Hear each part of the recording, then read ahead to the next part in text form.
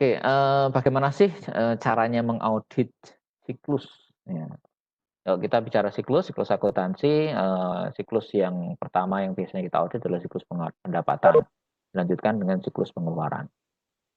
Nah, apa saja sih yang perlu diperhatikan dan bagaimana caranya mengaudit siklus ini? Kita mengacu ke apa yang sudah dipelajari sebelumnya, ya.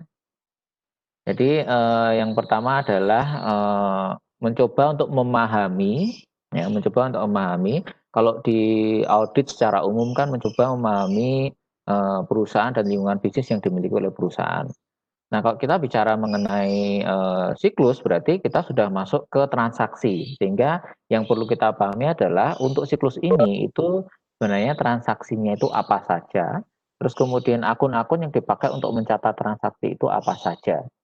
Nah, dari situ kita bisa memahami bagaimana proses transaksi dari masing-masing siklus itu terjadi. Dan ini tidak hanya pada siklus pendapatan dan pengeluaran, nanti kalau kita sudah masuk ke siklus yang lain, siklus investasi, pendanaan, gitu ya, sampai ke siklus buku besar, gitu ya, dan pelaporan keuangan, itu semuanya menggunakan cara yang sama, gitu ya. Nah, yang pertama kita lakukan tadi adalah mengidentifikasi transaksi dan akun untuk masing-masing siklus. Nah, ini merupakan bagian dari memahami, siklus itu sendiri. Ya, kalau di dalam pengauditan secara umum tadi memahami bisnis dan lingkungan, sekarang kita secara spesifik lihat secara detail pada masing-masing siklus, memahaminya secara detail, misalnya pada siklus pengeluaran. Pengeluaran, ya, kalau pengeluaran transaksi utamanya terdiri dari dua. Ada pembelian, ya, pembelian, dan ada pembayaran. Oh, tadi penerimaan uang, ini pembayaran, pengeluaran uang. Pada pembelian ini akunnya macam-macam, ya. Yang merchandise inventory, terus kemudian ini kalau misalnya perusahaan retail, ya, berarti sediaan dagang, ya, yang akan dibeli. Jadi dia beli barang terus nanti langsung dijual.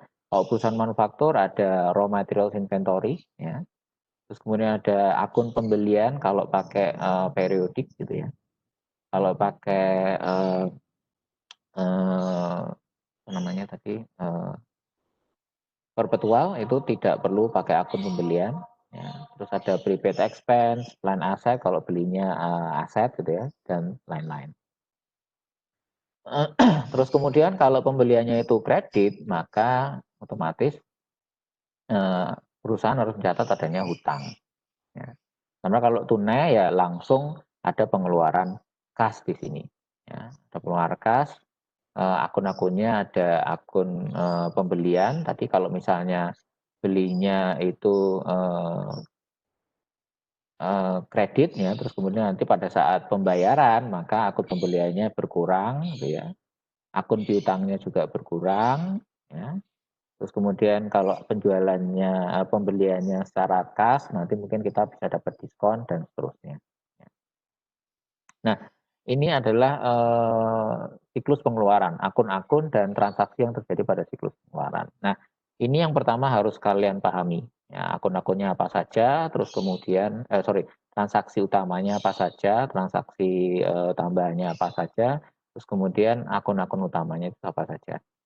Kalau tadi ada return, di sini juga ada return pembelian dan seterusnya, sama ya. Intinya antara siklus penjualan dan siklus pembelian itu kebalikan. Sehingga nanti kalau kita melihat dari resiko bawaan ya, sampai ke hal-hal yang perlu diperhatikan di dalam pengendalian itu semuanya bertolak belakang antara siklus penjualan dan siklus pengeluaran.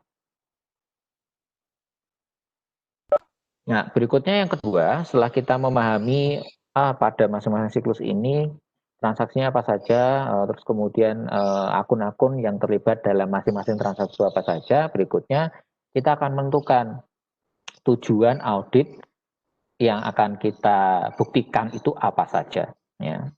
Saat kita nanti melaksanakan prosedur, itu tujuan audit apa saja yang harus kita capai atau harus kita buktikan. Sedangkan yang berikutnya ada yang untuk siklus pengeluaran di sini ya. Mulai dari tujuan transaksi hampir sama, dibalik saja biasanya ya.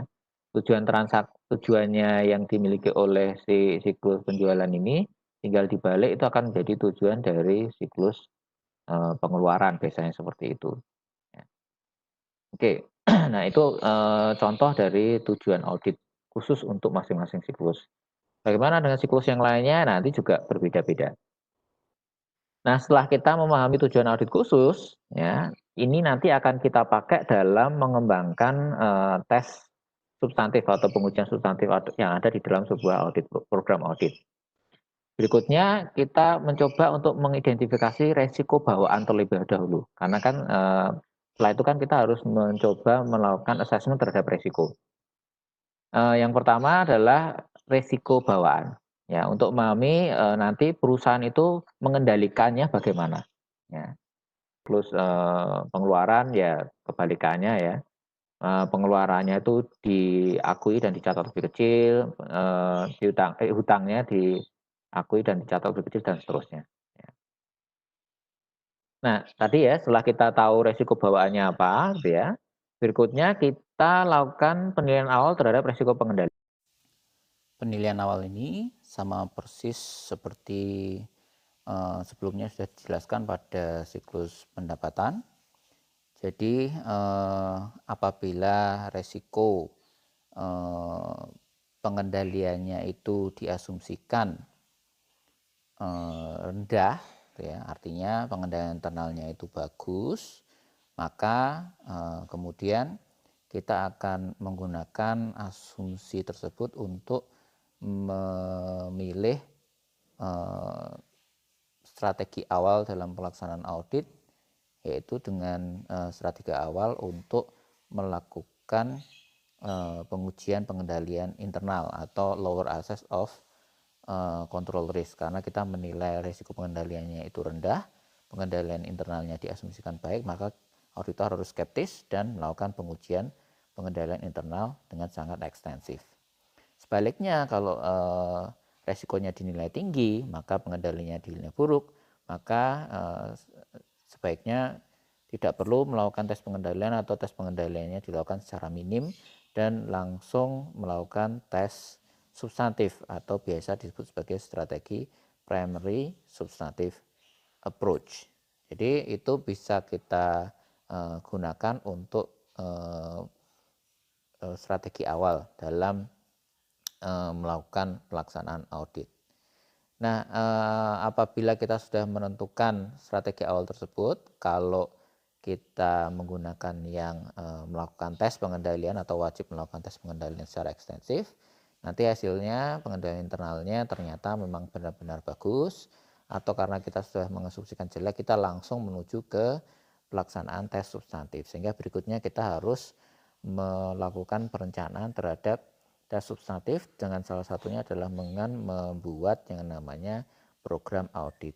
Nah, untuk siklus pengeluaran, program audit ini dilakukan terhadap tadi beberapa akun utama yang ada di dalam siklus pengeluaran. Misalnya kalau melakukan pembelian atau ada akun pembelian karena menggunakan metode misalnya periodik gitu ya, maka ada akun pembelian yang harus kita audit. Kalau perpetual ya biasanya tidak perlu menggunakan akun pembelian, cukup akun hutang dan atau pengeluaran kas. Sedangkan akun HPP dan inventory biasanya diaudit di siklus yang lain. Nah, bagaimanakah merancang program audit untuk siklus pengeluaran?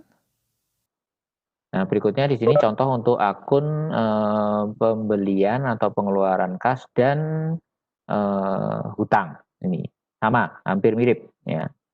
Melakukan prosedur awal ya. Terus kemudian sama beginning balance of account payable to prior years booking paper gitu ya. Untuk prosedur analitisnya juga sama, hitung rasio, analisis rasio ya. Terus kemudian untuk transaksi, vouching, ya, cut off, ya. Terus kemudian untuk yang detail balance, konfirmasi, ya.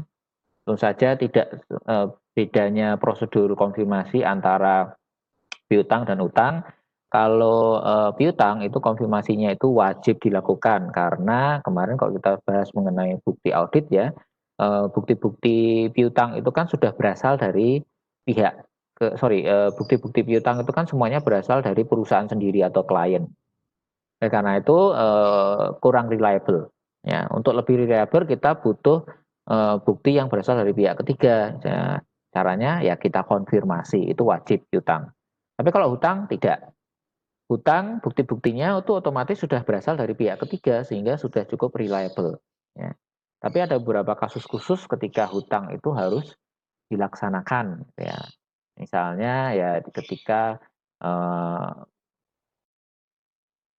perusahaan suppliernya cuma satu, berarti kan tetap harus dikonfirmasi misalnya seperti itu. Itu contohnya. Terus kemudian terakhir untuk melakukan pengujian atas penyajian dan pengungkapan untuk akun hutang dan pengeluaran kas serta pembelian. Oke, itu untuk prosedur. Nah, prosedurnya dilakukan, terus diapakan? Ya, kalau kalian melaksanakan prosedur, maka harus ada catatannya, harus ada dokumentasinya. Oleh karena itu berikutnya seperti yang kemarin kita bahas, kita masukkan semua prosedur itu kita catat ke dalam suatu kertas kerja. Ya, kita dokumentasikan ya semua auditnya termasuk kemarin ada schedule, terus kemudian ada memoranda, ada penyesuaian, jurnal penyesuaian itu kita masukkan ke kertas kerja yang berbeda-beda.